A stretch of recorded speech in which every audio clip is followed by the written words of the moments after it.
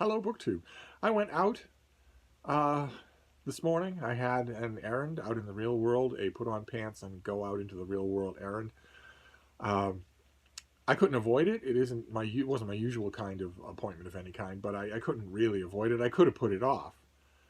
But the more I thought about it, the more I thought, no, if you put it off, you're only going to regret that you did, because today is bright and sunny. It's cold, but it's bright and sunny, and I don't think it's going to be sunny again in Boston for quite some time. It looks like we're going to get a small snowstorm on Friday, and then potentially a much bigger snowstorm at the end of the weekend. And the errands that I had to do today, I mean, they could have waited, but would I rather be doing it then? Would I rather be pushing things right to the limit when I have no choice? So I chose the sunny day, and I went out. None of my errands had anything to do with books, but I don't think you'll be surprised to hear that I have a stack of books to show you. I went out and about among people without my little bean. But that isn't to say that I was without dogs. No, that never happens. That never happens. At one point, I was walking down the sidewalk, and I noticed a tiny little white fluffy dog running towards me. Just freely on the sidewalk, running straight towards me. Now, in other parts of the United States, that can sometimes, even now in the 21st century, still be something that you see, something that is common. And in other parts of the world, it's drop dead common. But in the Northeast, at least, of the United States, here in the 21st century, it's virtually unheard of anymore. I remember when it was common, but it's now virtually unheard of that a dog will be running around without a leash, even if the owner is nearby. And stray dogs just wandering around the sidewalk or wandering around the neighborhood, at least in the area where I am, you never see it anymore. It used to be fairly common, as did signs on the road at the end of somebody's driveway, especially in a rural area, saying free puppies. You don't see those signs anymore, mainly because of the internet. Mainly because the people who are in that situation realize that thanks to the internet, they can sell those puppies for money instead of giving them away for free. It's a thing that I always tell my hosts wherever, if I happen to visit somewhere, I always tell my hosts when we're out and about driving around looking for books or whatever. I always tell my hosts, I don't want to impose on your hospitality. I'm very grateful for your hospitality, but if we see a sign that says free puppies, we have to stop. I cannot go by such a sign. We have to stop, and I have to adopt them all. That's only happened to me once in my life, and it worked out just fine. I'm not saying that that is a law that applies to you. I'm not saying that if you live in a rural area and you're driving on the road and you see a sign that says free puppies, you are to drive up that driveway, get all those puppies, and then somehow arrange to bring them to me. The law only applies to me. It only applies to me. Although if that happens to you and you want to notify me, feel free. But you don't see those signs anymore. Usually even in rural Massachusetts, and you certainly don't see in the Boston area. You don't see dogs running around the sidewalk without a leash, without any control on them. But this one was, and I felt a stab of worry, of course, because I was right near. Both of us were right next to a busy road, busy through 2-lane road. But it didn't matter because I was so happy. So I squatted down to this little dog's eye level, which wasn't easy to do because it was a tiny dog, about the size of Frida, about the size of my little miniature schnauzer. And she quivered all over, and she ran up to me, and we were headbutting and snuggling and smooching. And in the first few moments like that, I lose track of the rest of the world completely. I do. No matter what the dog is like, I lose track, and so did the dog. So the next time I sort of pulled up and pulled away for any kind of attention, the dog's owner was right there. He seemed like a perfectly nice guy. And he was lightly calling his dog. I forget the dumb name that he was calling. But he was standing, 10 feet away, and I said, hi, how are you? What a cute dog you have. And he said, oh, thanks. She's really friendly, as you can see. He was a perfectly nice guy. I'm not saying that he was a jerk at all. And I sort of sat back on my haunches. I didn't stand completely up, and she was still, jumping up on me and wagging her whole body. And he raised his voice a little bit more, just not stern, not angry, but a little bit firmer, and called her name. I don't remember her name. He called her name again, and I wanted to say to him, she and I have already met. Okay, you can see that. She and I have already met. We've already smooched and snuggled. There is no power anywhere on Earth that could call her away from me. I can send her back to you, but you can't call her back, not from me. And I didn't say that because I can't save them all. I can't even dictate terms to them all. She was a well cared for, beloved dog whose owner was just being massively irresponsible in one very key way. So I did sort of tell her to go over to her. I could have said, you know, you can't call her away from me. And I could have said, you also wouldn't be able to call her away from a male dog who wanted to rut with her. She wouldn't have been interested in going, and the male dog wouldn't have wanted her to. So in other words, what I wanted to say to him is, you don't have any control over your dog. And you're in a very dangerous neighborhood. You're in a very dangerous situation. There's a busy road of traffic not 6 inches to your left. Your dog doesn't know what traffic is. She gets overexcited or feels the urge to wander. She'll walk right into an oncoming car, and that's that. And I wanted to say, it bothers me that you obviously don't care enough to take that into consideration. I wanted to say, I doubt very much if you had a little toddler walking behind you that you would just get on your phone and ignore them. And then just trust that they're walking behind you instead of wandering out into the road. I very much doubt that this person would have done any of those things, but he did this. But I didn't say any of those things. Instead, I had a wonderful, wonderful encounter. I didn't feel the slightest pang about sending her back. I wish that I had felt on firmer ground to give the owner a little heads up. Not a lecture, but just to say, you're in an urban area. This dog ought to be on a leash. Not only because the dog is in danger if she's not, but also because it's against the law. And an animal control officer who's just driving down the road, heading back to work from lunch, well within his mandate. In fact, it is his mandate. It is his job to pull over and confiscate the dog. And you don't want that. You don't want any of that. So, he didn't even have a leash on his person. He had no ability to control the dog. But anyway, that was my little doggy adventure. And then I did my errands. As usual in circumstances like this, I did business first. I did the errands first. Otherwise, in circumstances like this and in many others, if I didn't do that, if I did pleasure first and business second, I wouldn't do the errands. They're just so tedious. So I did those first, and then I treated myself by getting books. I got a stack of books. I don't need them, but I did anyway, and I want to show them to you. Starting with an author that we just saw. Her name just came up on a starter kit that I did about books and reading. Francine Prose, or Anne Fadiman, rather. And this is her book, Rereadings. It's packaged very much to look like her book Ex Libris, which is the one I mentioned in that starter kit. This is very different. This is all about rereading, in which she gets essays from 24 authors about rereading books of theirs. Not necessarily always their favorite books, but what the experience of what it was like to go back and do a rereading. And she also has a great introduction. It's short. I wish that it was a whole book long, about what it means to reread something. And I love rereading, so I was happy to see this, and of course it was fresh on my mind because of our starter kit. And then I got this thing. This is a UK trade paperback. I love UK trade paperbacks. I don't know what it is about them, but I love them. Absolutely love them. And this one I would have got anyway. Even if it had been an American trade paperback or an American hardcover, I would have got it anyway. But now I have the beautiful UK trade paperback. This is Tides of War by Stephen Pressfield, who we have also just seen recently. Just recently, we saw this, Man at Arms. His book about a Greek mercenary navigating the world of the ascendant cult of Christianity, the Roman Empire. And the reason why I was excited to see this, and the reason why I grabbed this, is because of this. Aren't you proud of me for how well I prepared? This, Gates of Fire, his book about the Battle of Thermopylae, is his big hit, and is probably going to be in print for the rest of his life. When I got Man at Arms, I immediately thought about Gates of Fire, and that's all I was going to do.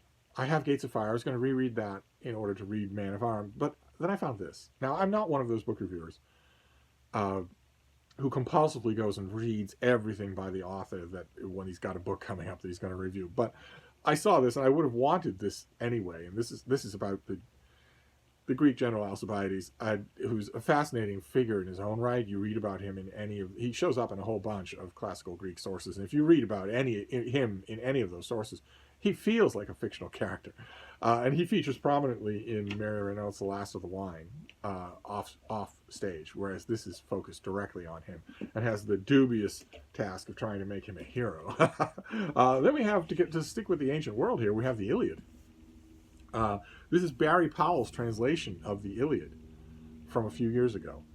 With the deckled edges, it's got, I don't know how well it's going to come out, but it has really nice detailed duotone maps and a chronology. It's got a long, passionate introduction, and it is a verse translation with footnotes of Homer's Iliad. And I got this from the publisher. The publisher is Oxford University Press. I got this from the publisher years and years ago when it first came out. Got the advanced copy, got the finished copy, reviewed it. If I remember, I'll leave a link down below to my review, and then got rid of it for some reason. I don't know why. But as soon as I saw it today, I thought, oh, no, you don't have that. And I, of course, want it. Of course, I want a translation of the Iliad. I remember kind of sort of liking what Powell does with a lot of the Iliad. There were fumbles and stumbles, as often happens, but nevertheless, my shelves can always take another translation of the Iliad. Then there's this book. This is another thing that I've had many, many, many times. I have a long history with this book. I have a long history with this text, even before it was a book. But as soon as I saw it, I realized I didn't have a copy, and it's a keeper. It's one that you want to have, because I know that I'm gonna reread it. This is The Emperor of All Maladies, by Siddhartha Mukherjee, who spent time at Mass General Hospital, and this book had large parts of it germinated there. And this is a story of cancer. This is a story of what it is, who studies it, how it manifests, how we learn about it, how we continue to learn about it, all that sort of stuff. I found this hardcover. It looks to be in really good condition, and I've had this many, many times. I always give it away. I always send it to somebody. And again, when I saw it today, I realized I didn't have it, so I grabbed it. We'll see how long I hold on to it. This next one is a collection of trifles, so I'm not really sure why I got it. I like the author's company on the page, but that isn't reason enough. Well, that plus it was dirt cheap. These are all dirt cheap, so cheaper than the Brattle bookshop. So I grabbed it on a whim. I probably won't keep it. It's probably not a keeper, but it's Nat Bodian, and it's The Joy of Publishing. He was a publishing figure forever and ever and ever, a fixture of the publishing world. But this is not really what the title says. It struck a vague bell when I saw it, and I grabbed it. Of course, I just put it in my arm load. Wasn't thinking about it because it was so cheap. But looking at it when I got back, I realized that I do know what this is, and the title is a little bit of a red herring, because this isn't really a book. It's more a compendium of little things, little factoids and stuff like that. What was the first published book? Where does the word book come from? What are some outlandish book marketing campaigns throughout publishing history? That sort of thing. The kind of little details that the author obviously found amusing, but this book could easily have been assembled by an assistant, and almost certainly was. And it's either not going to include any details that I don't already know, or it's going to include a bunch of details that I don't care about.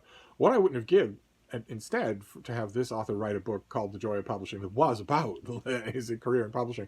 And if I remember correctly, he did write such a book that maybe prompted my hand when I grabbed this thing. But this is not it. So I'll go through it. I'll go through it once for the fun of it, but I doubt I will keep it. And then we have two biographies to wrap this up. And one of them is Fate knocking on the door. It's Lord Ganesha dropping hints here and there, like giant steaming patties of elephant poo. Because just recently, in a foray to the Brattle bookshop, I found two biographies of Christopher Marlowe. And today, I found a third. This is David Riggs' The World of Christopher Marlowe, which, as the title suggests, is not just the tiny rap sheet of facts that we know about Marlowe, but it is, in addition, the whole life and times type thing. I remember really enjoying this when this came out. I think this came out in the 90s, maybe early 2000. 2004. This came out in 2004. So I was not in the reviewing game quite yet. I hadn't quite returned yet, or I would have had a copy of this from the publisher, but I got it anyway. And the other day I found Frederick Bose's biography of Marlowe and Park Honen's biography of Marlowe, and today I find this in a place that never has books like this. A place that I almost never even go into because the books are usually terrible. And that leads me to wonder if this is fate or karma or kismet. Except that I will gently point out there's no such thing as fate or karma or kismet. There's no such thing as karma. There's no such thing as a cycle of benefits and demerits. There is no supernatural element to existence. None of any kind. No karma, no kismet, no fate, no gods watching, no nothing. Nevertheless, it's fun to talk about it that way. It's fun to talk about it that way. I remember liking this book, but now I'm wondering if the fates, if perhaps the Lord of all writers, is prompting me that maybe I should write my Marlowe book. I mentioned the other day when I found those two Marlowe biographies that I've often thought about the Marlowe book that hasn't been written yet, the Marlowe novel that hasn't been written yet. I've read, there's a series of murder mysteries in which he is the main star. I've read all of those, and I just recently one of you sent me the ebooks to all of them, the whole run. So I've been rereading a couple of those. And I have a number of novels, not just the famous ones. The two most famous ones are George Garrett's End in Front of the Sun, which isn't really famous anymore, and Dead Man in Deptford by Anthony Burgess, which also isn't really famous anymore, but at least is a little more famous. But there are a whole bunch of others. There's a slim little novella, a short story really, called Tamburlaine Must Die, which is so good. And there are a bunch of others. A lot of independent stuff, published stuff about Marlowe, novels, where people just go over the same old material and extrapolate on it. And I have read a lot of those, almost all of them, and I have always thought there is a Marlowe novel that no one's written. I know exactly what it would be, I know exactly how I would do it. I just haven't done it yet, and now I wonder. 3 biographies, including Bo's, is that plus the collected plays is all I need to research such a book. So I don't know. Maybe the fates want me to write that book, even though there are no fates. And then the last thing here, this won't be 40 minutes long. The last thing is another biography. This is a great biography. I was so happy to find it because I have been looking for it at the Brattle and elsewhere. I have been looking for a used copy of this. I got a copy of this. This also came out in I believe the early 2000s, before I was reviewing again. Let me get the date on it here. 2005, right before I got back into reviewing. Or I would have had a copy from the publisher, but instead I bought it and I read it. I loved it. I thought it was tremendously impressive. This is Ron Powers' biography of Mark Twain. And Ron Powers is, I'm happy to have reviewed him in print. I reviewed his book, No One Cares About Crazy People. A tremendously brave and heartfelt book that I was tremendously impressed by it. This book is also terrific. Probably my favorite Mark Twain biography. In fact, there's no probably about it. It's by a wide margin. My favorite Mark Twain biography. Eloquent and funny and stunningly insightful on the works. Just, it's everything you want from a Mark Twain biography. And it has the added benefit, which, not a lot of biographies do. It has the added benefit of an absolutely beautiful coda. It ends in a beautiful, beautiful way. Let me skip through all of the end notes here and get you to that ending. I'll just read that ending to you. Spoiler alert, Mark Twain is dead. But the ending is on his deathbed. And the last line just killed me when I read it, and I love it still. Let's see here.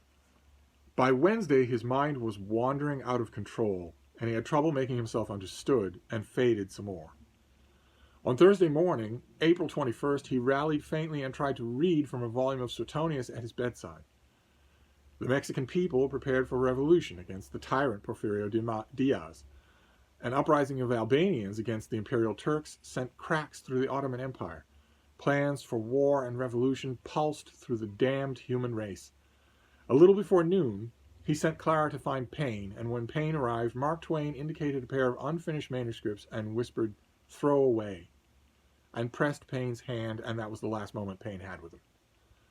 He faded some more, tried to write a note, but his fine handwriting had deserted him. Electricity lighted cities now, but the lamps were going out.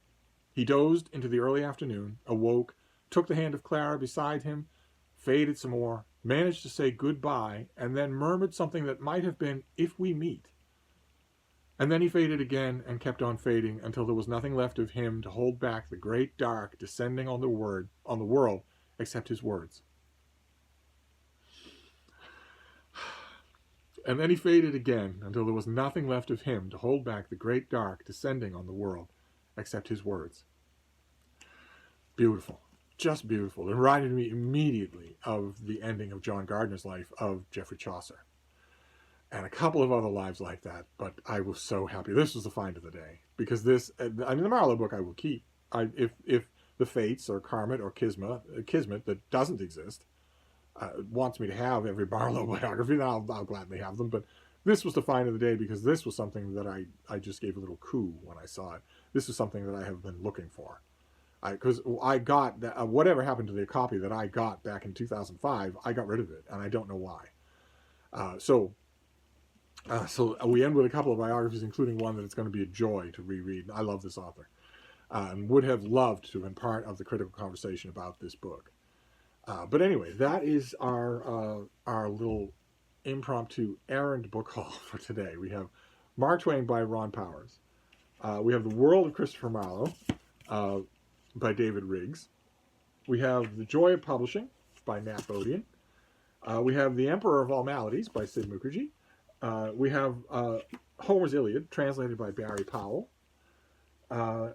We have The Tides of War by Stephen Pressfield in this neat UK trade paperback. And we have Rereadings by Anne Fadiman, a collection of authors just ruminating on books as they reread. That, if I remember correctly, works wonderfully without intending to as a kind of multi-voice dissection of what it means to reread. Because it means something different for each of those authors. So by the time you're done with all of those pieces, you have come at the phenomenon of rereading from many different aspects. So it's a tiny little thing. It'll probably be the thing I read first. But anyway, that is your mail haul for today. Unless the mail comes, the mail may come.